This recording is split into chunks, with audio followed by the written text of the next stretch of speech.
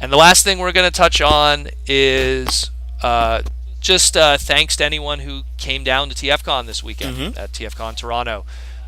It was a pleasure meeting people. I had a room party every evening, uh, and a lot of people came out. I know our one of our fellow staff brought a Nintendo Switch down also to kind of like even make it more interesting. Got to meet a lot of people. There was a lot of positive feedback about the podcast. One of the feedbacks that I was getting from people was they were asking why we went to more the YouTube-esque kind of format over a larger file. Mm-hmm. And I was just, it was more so just through the market research. And I've seen, I'm a big wrestling guy, and I follow a podcast that uses this format where they put it on YouTube. And he himself, Solomonster, if you want to check him out, Solomonster, he does a wrestling podcast. He said that this format got him way more public exposure and attention and ease for people to find him Yeah. than the likes of just putting something on a SoundCloud and hoping people stumble onto it, which is like never. There's much more of a stumble factor when it comes to YouTube than it is to say a lot of other, and same thing with even iCloud or iTunes.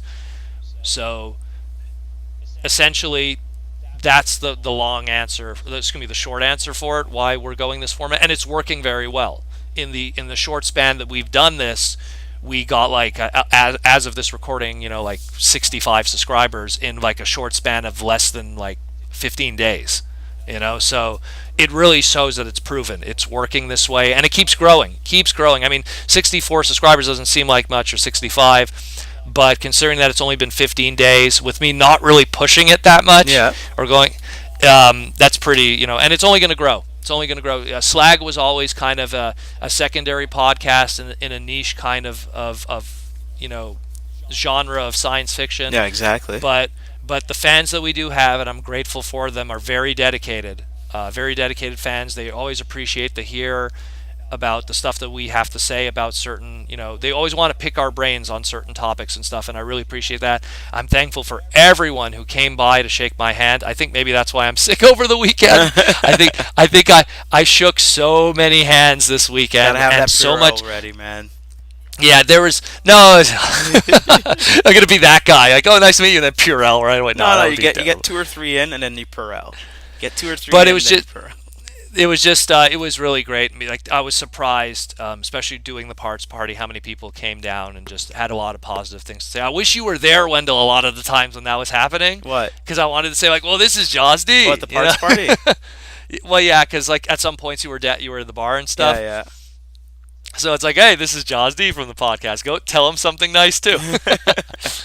Tell him he's doing a good I don't know, I job. think I was meeting some people that were listening to the podcast, and I didn't even realize. I was just like, oh, I'm just being me and being like, saying hi to people, and because we're also part of Yeah, well, staff, so that was another thing too. I was running doing our into thing. a lot of people that were like, that I that was saying hi to and stuff, and then when they left, I didn't realize who they were until after the fact, Mm.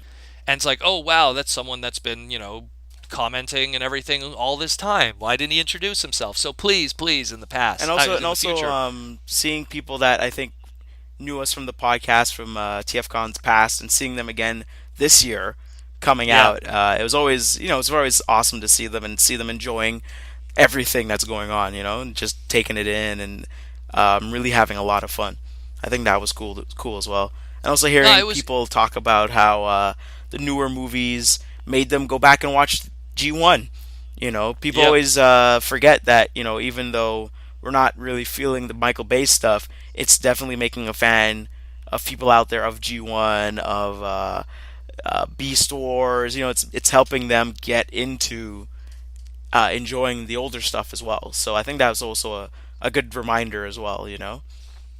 Nah, it was great. Like I always get humbled by this kind of stuff. Like it was so cool just to have so many people come out and just like the positivity that comes from the podcast and stuff. And I mean, Slag has had an evolution throughout the years. I mean, it started wow, it started like in 2009. Mm. Like it's kind of crazy when you think about it. How I mean, Slag is like it's it's not too far away from being like a decade long podcast. Yeah. You know what I mean? It's evolved throughout the years. Different hosts, different people who edit it and stuff, and only the strong will survive. Um, but in the end, the product that it is today, and people still enjoy what it is today, and they really enjoy what we do, and its evolution in the way that people are able to access it. I Yeah. mean, the reason why I got rid of the Canadian part from Canadian Slag was I wanted something that in its title was more broad and welcoming to anybody. Because it's in the same way how TFcon used to be the Canadian convention and it evolved into now the international convention. Yeah. It's the same way how I wanted that Slag. It used to be the Canadian podcast. Hmm. Now it's the everything Yeah, podcast. you were pulling in And everybody basically. well, yeah, and especially since I have a very international appeal, and I go to all the other shows and stuff around North America, that it would be silly for me to just pigeonhole myself content wise and knowledge wise into just one little hole where we could share our love of everything. I mean, for the longest time, Slag's intro was a Japanese song. Yeah, yeah, So true, true. it's I appreciate all of that, and again, I appreciate all the fans who came out, all the thanks. I mean, it made me feel like a hot shot when people were coming to John Barber's table, and they would come to say hi to me. He'd come to, like, they'd come up to his table, and John would be like, "Hi, nice to meet you," and he's like, "Hi, hi, you're Protoman, right?" And Oh she's like, "Oh, God. yeah." It made I had to explain it to John, but it was funny, because some guy he worked on a custom and he wanted to show it to me. Oh, And he okay, wanted his okay. opinion. Like, it was just like, it was cute. Like, to him, it was like, "Who's John Barber?" Don't say I that love out John. loud, man. Come I on, love no, I seriously. love John. John's awesome. You're like, But it's just- it was I fun. don't want to toot my own horn, but toot. But it was it was funny. It was a funny awkward moment, like that stuff like that was happening. Mhm. But it's cool. It's so cool, and you guys are awesome. And please, please, please keep on listening. Don't be shy to say for hi and how you heard us and stuff like that. Yeah, like introduce yourselves. Don't be scared. Trust me, I am a We've been on the other super side a million times. I'm a super over. friendly, smiling, open individual. Wendell smiles more than I do. He smiles when he sleeps. This creepy motherfucker. I'm So just, like, it's a muscle condition. I had to tell somebody yeah. that. Do you ever So, stop like, smiling? I was don't like, it's a ever be muscle afra- condition. Don't ever be afraid to introduce yourselves, because trust me, we know names. We see names. We pay attention to that usually. Mhm. So if you say that you're so and so, it'll probably click in our heads. Like, don't think that you're a nobody. You're Yeah. somebody to us.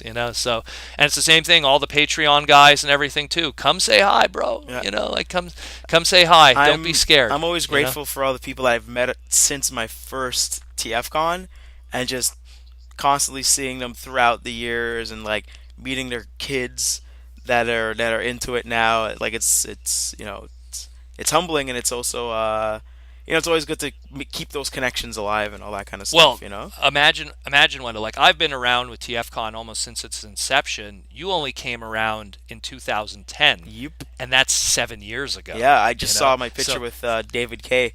shaking his hand after the voice act, the script reading. script reading. Yeah, that was and again, yeah, that was Wendell, MVP. First ever TFCon, comes in, wins the script reading, beats Vangelis. And it's sad because, like, I think later on I finally realized, like, oh, I should have just done my voice for Jazz, not pretending to be Phil Lamar doing a Scatman Crothers Well, take it on was it. funny because that's what 'Cause- David K commented. Yeah, He's that's like, what he "It said, sounds and I very-" just didn't understand at the time, and only later I'm like, ah. It's like, it sounds very Phil Lamar, and I was like, well, there you go. That's why. Well, because he's kind of also a black guy. While Wendell was going up against a Chinese dude, so the line was written in the sand. But yeah, either way, thanks again, people. Hopefully, we'll see a lot of you at DC in September. It's going to be huge. Like, I can't emphasize that enough. Wendell, unfortunately, will not be able to due Nah, to I will prior not be able to make obligations. it. But I will be there. So if you have any presents for him, just pass them over. I'll be glad to bring him back over the border, back to him, if you have anything, or even a handshake or something. I'll be sure to pass along the message. But yeah, definitely, I'm looking forward to seeing everyone in DC. And again, thanks for everyone who just came to TFCon and everyone who just had a great time.